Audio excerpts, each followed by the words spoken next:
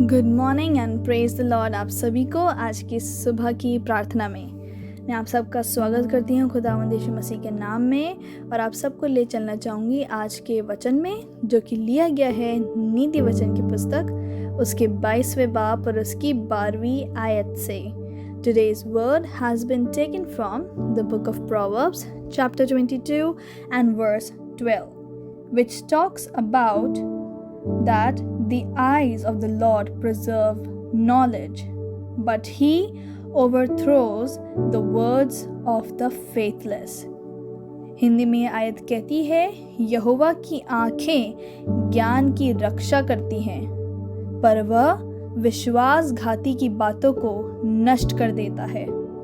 यह आयत हमें यह बताती है कि कैसे यहोवा उन लोगों पर अपनी आंखें लगाए रखते हैं जो लोग ज्ञान और बुद्धि से काम करते हैं और अपने जीवन में चलते हैं, कि यहोवा ऐसे लोगों की सुरक्षा करते हैं।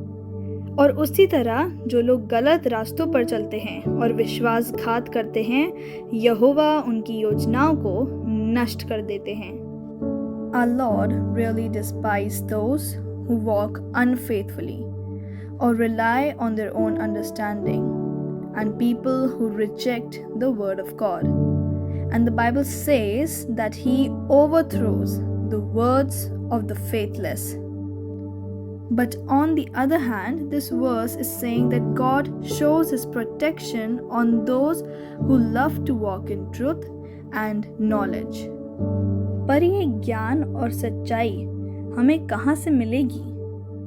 हमने बाइबल में पढ़ा है कि यीशु ही मार्ग, सत्य और जीवन है, और बुद्धि यहोवा ही देते हैं, और ज्ञान और समझ की बातें यहोवा ही के मुंह से निकलती हैं। कि जो मनुष्य यहोवा के मार्ग और वचन पर चलता है, वह अपने आप ही ज्ञान प्राप्त करता है। और जैसा कि आज का वचन कहता है कि यहोवा की आंखें ज्ञान की रक्षा करती हैं। आज गौर कीजिए खुदा के लोगों, कि हम उस विश्वासघाती मनुष्य की तरह ना बन जाएं जिसकी बातें यहोवा नष्ट कर देते हैं, पर हम एक ऐसे मनुष्य बन सके जो यहोवा की सच्चाई, उसके मार्ग और ज्ञान में आगे बढ़ते हों। कि यहोवा की आंखें और सुरक्षा सदैव हमारे साथ हो। आइए दुआ करें। पिता, आपका धन्यवाद करते हैं पूरे दिल और जान से, क्योंकि जो आपने शब्द और वचन हमारे जीवन में ठहराए हैं, वो हमें राह दिखाते हैं और जीवन देते हैं। क्योंकि अगर हम अपनी बुद्धि से इस दुनिया में आगे बढ़ेंगे, तो हम लोग निश्चय दुनिया के बंधनों में फंस जाएंगे। पर अगर आप हमारे साथ होंगे, तो हम उन बंधनों से कोसों दूर रहेंगे। हम दिल से पिता आपकी बुद्धि और ज्ञान को चाहते हैं कि हम दुनिया के हर बुरे जाल से बच सके। हम आपकी सुरक्षा को देखना चाहते हैं। हम आपके बड़े हाथ को देखना चाहते हैं।